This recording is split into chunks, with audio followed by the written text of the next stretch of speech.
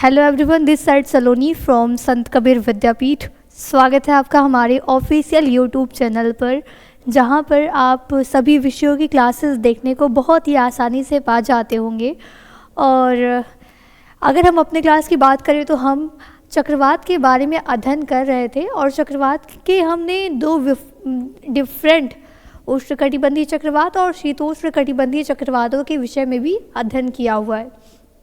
ये जो लेक्चर है हमारा, बेसिकली अभी आप जो पढ़ने वाले हैं वो सभी चीज़ें आप पढ़ चुके हैं। बस एक कंपेयर डिस्कशन है जो आपके साथ अभी होने वाले हैं कुछ चंद सेकंड में। आज की क्लास में हम दोनों चक्रवातों के जो एक बेसिक अंतर है, जिसको अगर आप अच्छे से पढ़ लेंगे तो आपको बहुत ही आसानी से चीज़ें याद हो जाएंगी। तो चलिए आज की क्लास स्टार्ट करते हैं और देखते हैं कि उष्णकटिबंधीय चक्रवात और शीतोष्णकटिबंधीय चक्रवातों के बीच में अंतर क्या है।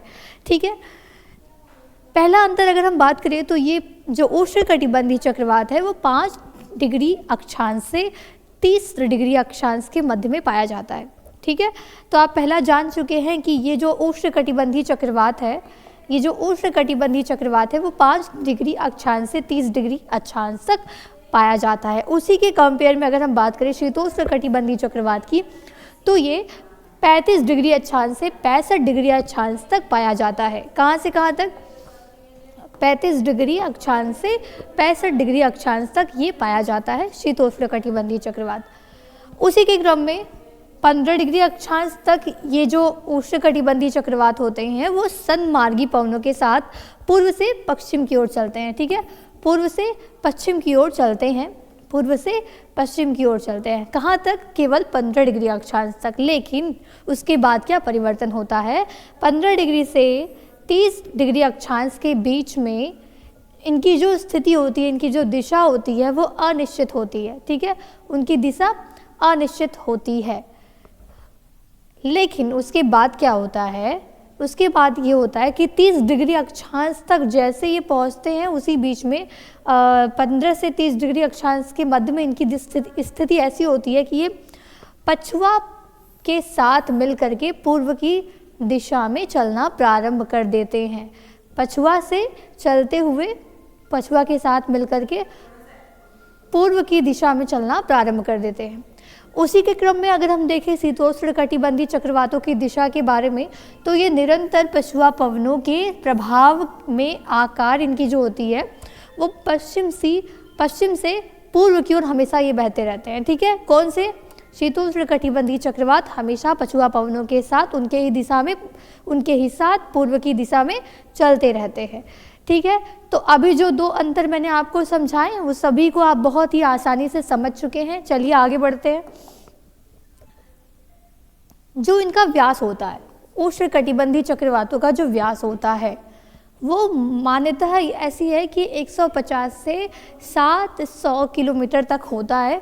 लेकिन कुछ ऐसे चक्रवात होते हैं जो थोड़े से क्षीण होते हैं, वो 40 से 50 किलोमीटर तक की स्थिति में भी होते हैं। 40 से 50 किलोमीटर के व्यास के भी मिलते हैं। उसी के अपोजिट अगर हम बात करें शीतोष्णकटिबंधीय चक्रवातों की, तो इनका व्यास 500 से 600 किलोमीटर तक का होता है। ये स्वयं में बहुत विशाल होते हैं। इनका व्यास कई हजार किलोमीटर का हो सकता है। इनका जो व्यास है वो कई हजार किलोमीटर का हो सकता है। अब अगर हम बात करें उष्णकटिबंधीय चक्रवातों की, तो इनका जो आकार होता है वो छोटा होता है। आकार छोटा होता है और आकार छोटा होने की वजह से जो इनकी दाब प्रवणता होती है वो अधिक होती है। जो इनकी दाब प्रवणता होती है वो अधिक होती है। उसी के जस्ट विपरीत अगर हम बात करें तो ये शीतोष्णकटिबंधीय चक्रवातों का आकार बड़ा होता है। आकार बड़ा होता है। ठीक है, अब हम वापस से आते हैं उष्णकटिबंधीय चक्रवात में। तो इनका जो है दाब प्रवणता अधिक होती है क्योंकि आकार छोटा होता है, और जब आकार छोटा होता है तो इनकी दाब प्रवणता इनकी अधिक होती है। और जब इनकी दाब प्रवणता अधिक होती है तो इनकी जो वायु का वेग है ना, वो बहुत अधिक वेग वाला होता है। जो इनके वायु का वेग है वो बहुत ही अधिक होता है। ठीक है, अब हम देखते हैं ये जो हमारे उष्णकटिबंधीय चक्रवात हैं, इनका जन्म संवहनीय धाराओं के कारण उष्णकटिबंधीय अभिसरण के तल पर होता है। उष्णकटिबंधीय अभिसरण के तल पर होता है। ठीक उसी के क्रम में ध्रुवीय शीतलन वायुराशि और उपध्रुवीय वायुराशियों की आपसी सम्मिलन से शीतोष्ण कटिबंधीय चक्रवातों का एक निर्माण होता है, उनकी उत्पत्ति होती है। ठीक है, तो आप जान चुके हैं शीतोष्ण कटिबंधीय चक्रवात और उष्ण कटिबंधीय चक्रवात के कुछ मेजर डिफरेंसेस। आइए और आगे बढ़ते हैं। तो ये जो शीतोष्ण कटिबंधीय चक्रवात है उनका जो विकास होता है, अगर हम विकास की बात करें तो वो समुद्र भाग के साथ साथ स्थल भाग दोनों में उत्पन्न हो सकते हैं, दोनों में इनका जनन हो सकता है, दोनों में इनकी स्थिति होती है वो एक भयानक के रूप में होती है। ठीक उसी के अपोजिट जो हमारा उष्णकटिबंधीय वाला क्षेत्र है, उष्णकटिबंधीय चक्रवात है, उसमें समुद्री भागों में उनका विकास ज़्यादा तीव्रता से होता है, समुद्री भागों में उनका विकास तीव्रता से होता है। ठीक है, और ये जो उष्णकटिबंधीय चक्रवात है वो ग्रीष्म काल में उत्पन्न होते हैं। उसी के ठीक अपोजिट जो ये शीतोष्ण कटिबंधीय चक्रवात है वो शीतकाल में उत्पन्न होते हैं। ठीक है, तो बेसिक चीज़ें आप समझ चुके हैं, उनका व्यास समझ चुके हैं, व्यास के साथ साथ आप उनकी दाब प्रवणता किसमें अधिक होती है, किसका आकार बड़ा होता है, किसका आकार छोटा होता है, इनकी उत्पत्ति कैसे होती है ये आप समझ चुके हैं, किन क्षेत्रों में इनका विकास अधिक माना जाता है, साथ ही साथ किस मौसम में किस समय में इनकी जो उत्पत्ति की स्थिति है वो कब उत्पन्न होता है, कौन ग्रीष्म काल में उत्पन्न होता है, कौन शीतकाल में उत्पन्न होता है, ये चीज़ें आप समझ चुके हैं। ठीक है, आइए बढ़ते हैं आगे। जो हमारा उष्णकटिबंधीय चक्रवात है उसमें कोई भी वाताग्र नहीं होता है। ठीक है, इसमें कोई भी वाताग्र नहीं होता है, बल्कि आप पढ़ चुके हैं और आप जानते हैं कि जो हमारा शीतोष्णकटिबंधीय चक्रवात है उसमें वाताग्र का एक अहम रोल होता है, वाताग्र का उसमें एक अहम रोल होता है। उसमें उष्ण और शीत वाताग्रों के सम्मिश्रण से ही चक्रवात की उत्पत्ति देखने को मिलती है। ठीक है, अब आइए हम समझते हैं कि इनके केंद्र से चारों ओर दूरी के साथ तापमान एक समान घटता है। ये बात है उष्णकटिबंधीय चक्रवातों के विषय में। क्या है, इनके केंद्र से चारों ओर दूरी के साथ तापमान एक समान घटता है। आप समझ चुके रहे होंगे इस बात को कि इनके केंद्र से चारों ओर दूरी के साथ तापमान एक समान घटता रहता है।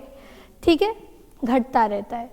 इसी के ठीक विपरीत इनका जो हम जान रहे शीतोष्णकटिबंधीय चक्रवात है उसमें उष्ण और शीत वाताग्र दो टाइप के वाताग्र होते हैं। ठीक है, इनके उष्ण और शीत वाताग्र होते हैं जिसमें इनका जो उष्ण वाताग्र का खंड होता है उसमें तापमान अधिक होता है और जो शीत खंड वाला वाताग्र होता है उसमें तापमान कम होता है।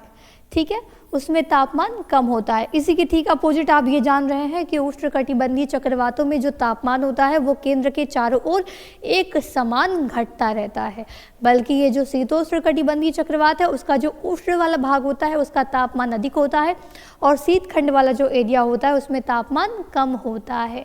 ठीक है, आप ये चीज़ें समझ रहे होंगे। अब अगर हम बात करें उष्णकटिबंधीय चक्रवात की तो पवनें चक्राकार मार्ग में गति करती हैं, पवनें चक्राकार मार्ग में गति करती हैं। ठीक उसी प्रकार से अगर हम शीतोष्णकटिबंधीय चक्रवात की बात करें तो पवनों की गति जो होती है वो पवनों की गति और दिशा जो होती है वो वाताग्रों पर निर्भर करती है। वाताग्र जिस दिशा में होंगे, जिसकी जो वाताग्र मजबूत रहेगा उस हिसाब से उनकी गति होगी। ठीक है, ठीक उसी प्रकार से उष्णकटिबंधीय चक्रवातों में वर्षा बहुत ही ज़्यादा तीव्र होती है, जो वर्षा होती है वो बहुत ही ज़्यादा तीव्र होती है। ठीक उसी के अपोजिट जो हमारा शीतोष्णकटिबंधीय चक्रवात है उसमें वर्षा धीरे धीरे होती है। आप समझ रहे हैं कि जो हमारा उष्णकटिबंधीय चक्रवात है उसमें वर्षा बहुत तीव्र होती है। जब भी हमारा उष्णकटिबंधीय चक्रवात की उत्पत्ति होगी तो वर्षा बहुत ही तीव्र होगी, और ठीक इसी के अपोजिट जो हमारा शीतोष्णकटिबंधीय चक्रवात है उसमें वर्षा धीरे धीरे होती है, उसमें वर्षा धीरे धीरे होती है। और भी कुछ मेजर डिफरेंसेस हैं इनको लेकर के, आइए कुछ और बचे कुछ चीज़ों को हम समझ लेते हैं। जो हमारा उष्णकटिबंधीय चक्रवात है उसमें वर्षा कुछ घंटों से अधिक नहीं होती है। कहने का मतलब यह है कि ज़्यादातर उष्णकटिबंधीय चक्रवातों में ऐसी स्थिति देखने को मिलती है कि वर्षा बहुत ही अधिक नहीं होती है। ऐसा हम नहीं कह सकते हैं कि 4-5 घंटे लगातार वर्षा हो ही जा रही है। तो ये स्थिति कभी भी उष्णकटिबंधीय चक्रवातों की वजह से नहीं बनती है, ठीक है। लेकिन उसी के अपोजिट अगर हम बात करें शीतोष्णकटिबंधीय चक्रवातों की, तो वर्षा जो होती है वो कई दिनों तक चलती रहती है। जब भी शीतोष्णकटिबंधीय चक्रवातों की उत्पत्ति होगी तो वर्षा कई दिनों तक चलती रहती है। और एक अंतर, जो हमारा उष्णकटिबंधीय चक्रवात है उसमें वर्षा के साथ कभी भी हिम वर्षा नहीं होगी। जो हमारा उष्णकटिबंधीय चक्रवात है उसमें वर्षा के साथ कभी भी बर्फबारी, हिम, ये सब ओलावृष्टि, ये चीज़ें कभी भी नहीं होती हैं। लेकिन जो हमारा शीतोष्णकटिबंधीय चक्रवात है उसमें वर्षा के साथ हमेशा ये देखने को मिलता है कि हिमवृष्टि होती है, ओला, बर्फ, ये सब हमेशा पड़ता है जब भी शीतोष्णकटिबंधीय चक्रवात की उत्पत्ति होती है, ठीक है। जो हमारा उष्णकटिबंधीय चक्रवात है, इन चक्रवातों में ऊर्जा संघनन की गुप्त ऊष्मा से प्राप्त होता है। जो संघनन की क्रिया होती है, आप जानते हैं कि चक्रवातों में संघनन की बहुत ही विशेष महत्ता है, और संघनन की जो क्रिया होती है वो उष्णकटिबंधीय चक्रवातों में बहुत ही गुप्त तरीके से होती है, ठीक है, बहुत ही गुप्त तरीके से होती है।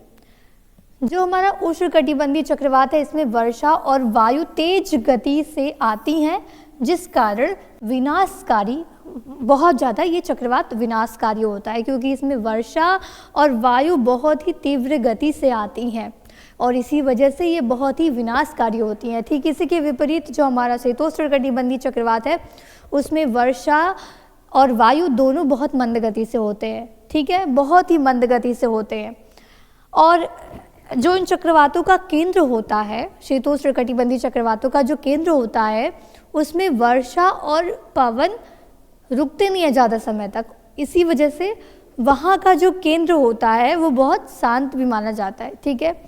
शांत तो खैर दोनों चक्रवातों का होता है, लेकिन यहाँ पर वो उतना विनाशकारी नहीं होता है। जो हमारा वर्षा वायु मंद गति से बह रही हैं शीतोष्णकटिबंधीय चक्रवातों में, तो वहाँ पर उतना विनाशकारी नहीं होता है। हम आपको चक्रवात के विषय में अध्ययन कराने के पश्चात, जब हमने आपको उष्णकटिबंधीय चक्रवात और शीतोष्णकटिबंधीय चक्रवात दोनों के विषय में बहुत ही अच्छे से अध्ययन करा दिया है, उसके बाद ये जो क्लास थी ये बहुत इम्पॉर्टेंट थी। जिन भी लोगों ने उनको नहीं पढ़ा है, शीतोष्णकटिबंधीय चक्रवात का अलग से लेक्चर और उष्णकटिबंधीय चक्रवात का अलग से लेक्चर नहीं पढ़ा है, उनके लिए ये वाला जो है वो बहुत ही इम्पॉर्टेंट रहा होगा, क्योंकि उनको एक छोटे से वीडियो में पूरे दोनों चक्रवातों का एक कंपेरेटिव स्टडी मिल गया होगा। और जिन्होंने पिछली क्लासेस करी भी है उनके लिए फ़ायदेमंद ये रहा होगा कि दोनों का जब कंपेयर करके हमने अध्ययन करा दिया है तो वो चीज़ें बहुत ही आसानी से दिमाग में बैठ जाती हैं। उम्मीद है कि आपको आज की क्लास अच्छी लगी होगी। अगर आपको क्लास अच्छी लगी है तो वीडियो को शेयर करिए, चैनल को सब्सक्राइब करिए और बने रहिए संत कबीर विद्यापीठ के ऑफिशियल यूट्यूब चैनल के साथ। मिलते हैं नेक्स्ट क्लास में।